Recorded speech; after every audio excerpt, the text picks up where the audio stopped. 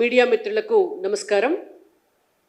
గత 2 రోజులుగా మొన్న గణతంత్ర దినోత్సవం రోజు ముఖ్యమంత్రి రేవంత్ రెడ్డి గారు పబ్లిక్ అటెన్షన్ డైవర్ట్ చేయడం కొరకు వారు దావోస్ వెళ్ళి వచ్చిన తర్వాత అక్కడ దాకా వెళ్ళి ఈడికి వచ్చి ప్రజలకు ఏం చెప్పాలో అర్థం కాక జనవరి 26వ తారీఖు నాడు టక్ టక్ టక్ మని మెసేజ్లు వచ్చి రైతు భరోసా పైసలు రైతులందరి అకౌంట్లలో పడతాయని చెప్పినాం. ఇప్పుడు చెప్పకపోతే ఇప్పుడు అవి ఆ డబ్బులు ప్రజలు తిరగబడతారని అటెన్షన్ డైవర్షన్ పాలిటిక్స్ అవి చేయడం కోసము ఒక కొత్త పంచాయతీ తెర మీదకి తీసుకొచ్చినారు. కేంద్ర ప్రభుత్వం అనౌన్స్ చేసినటువంటి జాతీయ అవార్డుల్లో ఈ రాష్ట్రంలో ఉన్నటువంటి అధికారంలో ఉన్నటువంటి కాంగ్రెస్ పార్టీ ప్రభుత్వం సిఫార్సు చేసినటువంటి పేర్లను కేంద్ర ప్రభుత్వం పరిగణించబడలేదు. కాబట్టి నేను దానికి వ్యతిరేకంగా దాన్ని నిరసన వ్యక్తం చేస్తూ విమర్శిస్తూ ఒక కాగితం కూడా రాస్తా కేంద్ర ప్రభుత్వానికి అని విమర్శలో భాగంగా వారు నిప్పు పెట్టిండ్రు. అక్కడ కట్ చేస్తే భారతీయ జనతా పార్టీ పూర్వాధ్యక్షులు ప్రస్తుత కేంద్ర హోంశాఖ సహాయ మంత్రి బండి సంజయ్ గారు వారు మాట్లాడినటువంటి మాటలకు కౌంటర్గా నిన్న భారతీయ జనతా పార్టీ స్టేట్ ఆఫీస్లో వారు వివరణ ఇవ్వటం జరిగింది. దానికి కాంగ్రెస్ పార్టీ నాయకులంతా కూడా నిన్న మధ్యాహ్నం నుంచి షురూ చేసిర్రు. మొత్తం తెలంగాణలో దిష్టి బొమ్మలు దహనం చేసుడు, సోషల్ మీడియాలో తిట్టుడు, వాళ్ళ పార్టీ ఆఫీస్లో ఒక 10 ప్రెస్ కాన్ఫరెన్సులు పెట్టుడు, ఇదంతా కాంగ్రెస్ పార్టీ చేస్తున్నటువంటి అంశం. అసలు ఇవాళ మేము అడుగుతున్నాం, మొదలు పెట్టింది ఎవరు? నిప్పు పెట్టి అగ్గి రాజేసింది ఎవరు? కాంగ్రెస్ పార్టీకి ఈ అంశం వెనుకాల ఉన్నటువంటి హిడెన్ ఎజెండా ఏంటిది? ఇది ప్రజలు గమనించాల్సినటువంటి అవసరం ఉన్నది. రేవంత్ రెడ్డి గారు చాలా స్పష్టంగా చాలా సూటిగా మాట్లాడుకుంటూ పద్మ అవార్డుల్లో గద్దర్ గారికి ఎందుకు ఇవ్వలేదు, నేను ప్రపోజ్ చేసినా అన్నారు. పద్మ అవార్డుల్లో అందశ్రీ గారికి ఎందుకు ఇవ్వలేదు, నేను ప్రపోజ్ చేసినా అన్నారు.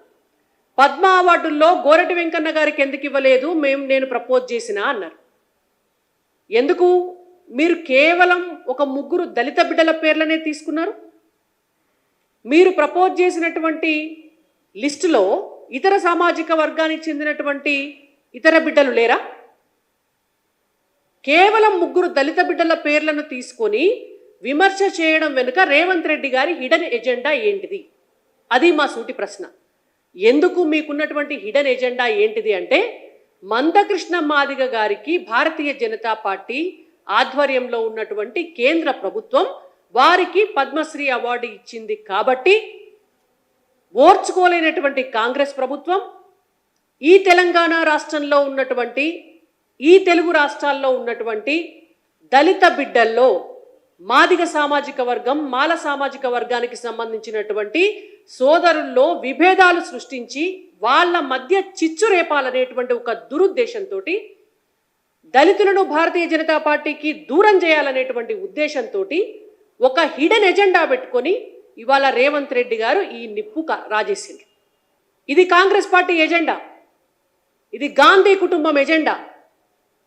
పార్లమెంటు ఎన్నికల ముందు భారతీయ జనతా పార్టీకి ఓటేస్తే మొత్తం రాజ్యాంగాన్ని మార్చేస్తారు వాళ్ళ అధికారంలోకి వస్తే, ఎస్సీ రిజర్వేషన్లను రద్దు చేస్తారు వాళ్ళ అధికారంలోకి వస్తే అని చెప్పి దేశమంతా కూడా ఓ బైబిల్ని పట్టుకొని తిరిగినట్టు, ఓ భగవద్గీతను పట్టుకొని తిరిగినట్టు, రాజ్యాంగాన్ని చేతులు పట్టుకొని తిరిగి ఆ రాజ్యాంగంలో ఏం రాసుంటారో కూడా తెలియని రాహుల్ గాంధీ గారు ఒక అబద్ధపు ప్రచారంతో దళిత బిడ్డలను భయభ్రాంతులకు గురి చేసినారు. వాళ్ళ ఆటలు సాగలే. వాళ్ళ ఆనాడు దళిత బిడ్డలను మోసం చేసి కొన్ని సీట్లు గెలుచుకోగలిగినారేమో, బీజేపీకి కొంత ఓటు బ్యాంకును తగ్గించగలిగినారేమో, కానీ మళ్ళీ భారతీయ జనతా పార్టీ 3వసారి అధికారంలోకి వచ్చిన తర్వాత అదే దళిత బిడ్డలు నిజం తెలుసుకున్నారు. ఇవాళ 3వసారి అధికారంలోకి వచ్చిన తర్వాత కూడా ఎక్కడ భారతీయ జనతా పార్టీ రాజ్యాంగాన్ని మార్చలేదు, ఎక్కడ రిజర్వేషన్లకు వ్యతిరేకంగా ఎటువంటి నిర్ణయం తీసుకోలేదు.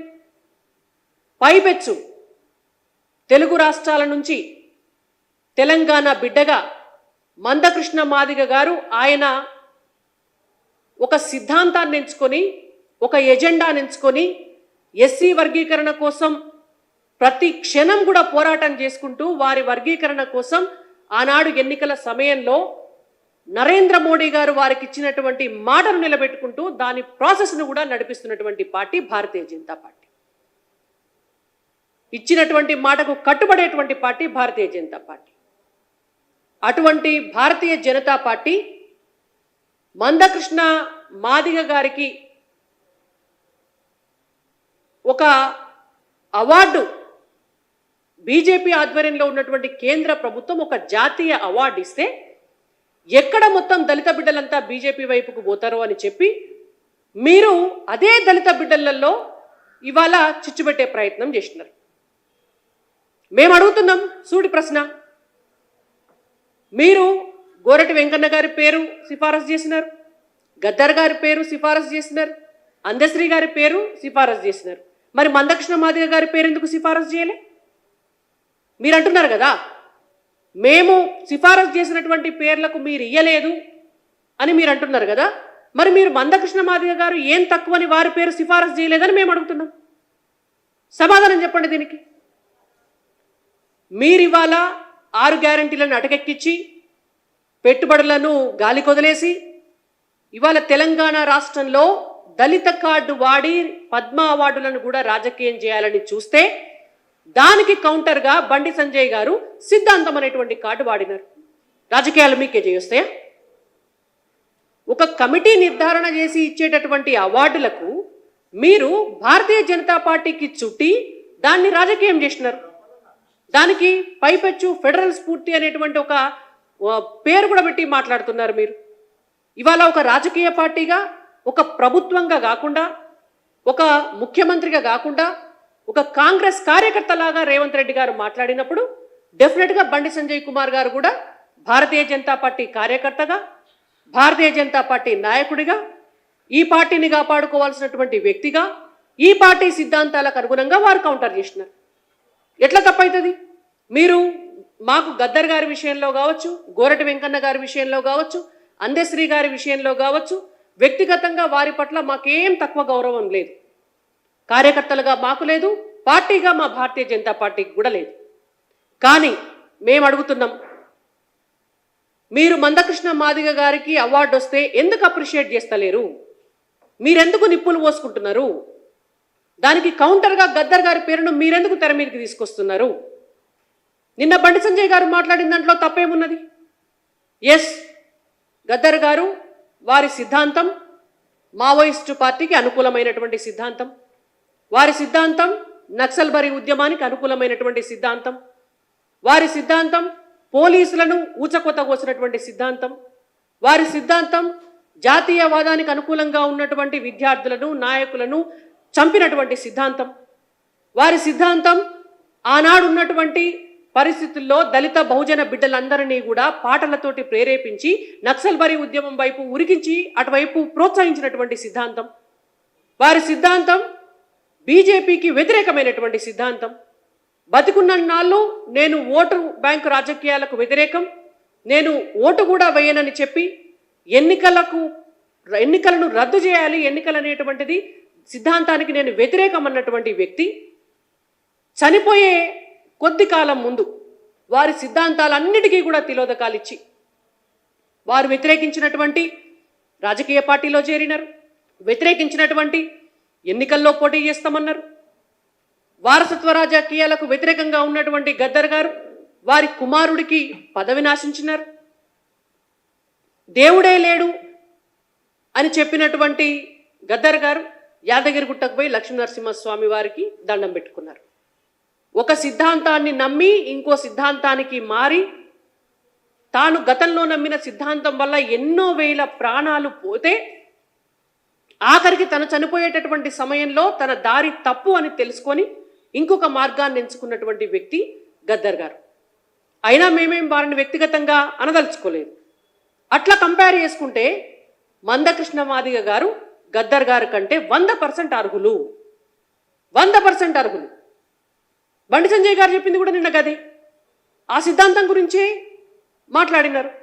మందకృష్ణ మాదిగ గారు ఒక్క సిద్ధాంతానికి కట్టుబడి ఏనాడైతే ఎంఆర్పిఎస్ జెండా బట్టి ఎస్సీ వర్గీకరణ కోసం కొట్లాట మొదలుపెట్టినారో ఈ క్షణం వరకు కూడా అదే సిద్ధాంతం కోసం బ్రతుకుతున్నారు, అదే సిద్ధాంతం కోసం కొట్లాడుతున్నారు. కాబట్టి వారి సిద్ధాంతాలను నమ్మి గౌరవించి ఇవాళ వారి ఉద్యమ స్ఫూర్తికి పద్మ అవార్డుల కమిటీ వారికి ఒక అవార్డుని అనౌన్స్ చేసింది. దాన్ని అర్థం చేసుకోలేని రేవంత్ రెడ్డి గారు, కాంగ్రెస్ పార్టీ నాయకులు గద్దర్ గారి పేరును తెర మీదకి తీసుకొచ్చి బండి సంజయ్ గారు అన్నటువంటి మాటలను వక్రీకరించి దాంట్లో పెడార్థాలు తీసుకొచ్చి మాట్లాడుతున్నారు. మీకైతే ఎట్లయితే పార్టీ కార్యకర్తలుగా మీకు ఒక ఐడియాలజీ ఉంటుందో భారతీయ జనతా పార్టీ కార్యకర్తలకు కూడా బరాబర్ అట్లనే ఒక ఐడియాలజీ ఉంటుంది. డెఫినెట్గా మీకు ఎట్లయితే కొన్ని రిజర్వేషన్స్ ఉంటాయో భారతీయ జనతా పార్టీకి కూడా కార్యకర్తల మనోభావాలు గౌరవించడానికి, పార్టీ సిద్ధాంతాన్ని కొనసాగించడానికి భారతీయ జనతా పార్టీకి కూడా కొన్ని రిజర్వేషన్స్ తప్పకుండా ఉంటాయి. వాటిని గౌరవించాల్సినటువంటి బాధ్యత మీకుంటుంది. మీరు అంటున్నారు ఫెడరల్ స్ఫూర్తి మా అభిప్రాయాలని కన్సిడర్ చేయలేదు కేంద్ర ప్రభుత్వం అని. మరి మీరు తెలంగాణ రాష్ట్రంలో ఉన్నటువంటి నంది అవార్డులకు గద్దర్ గారి పేరు పెట్టినారు. ఫెడరల్ స్ఫూర్తి కదా, మరి మీరు కేంద్ర ప్రభుత్వ అభిప్రాయం తీసుకున్నారా? ఫెడరల్ స్ఫూర్తి కదా, మీరు భారతీయ జనతా పార్టీ అభిప్రాయాలను తీసుకున్నారా? ఫెడరల్ స్ఫూర్తి కదా, మరి మీరు బీఆర్ఎస్ పార్టీ అభిప్రాయాలను తీసుకున్నారా?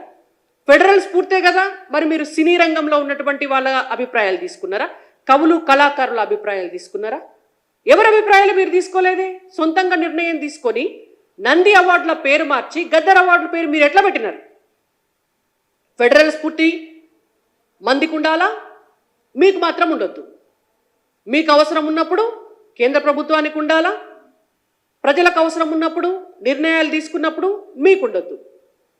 కాబట్టి ఇవాళ రేవంత్ రెడ్డి గారైనా కాంగ్రెస్ పార్టీ నాయకులైనా మీరు 6 గ్యారెంటీల అమలును పక్కన పెట్టి పూటకొక ముచ్చట మీద లేనిపోని డైవర్షన్ పాలిటిక్స్ చేస్తే నమ్మడానికి తెలంగాణ ప్రజలు ఎవరు కూడా ఇక్కడ సిద్ధంగా లేరు.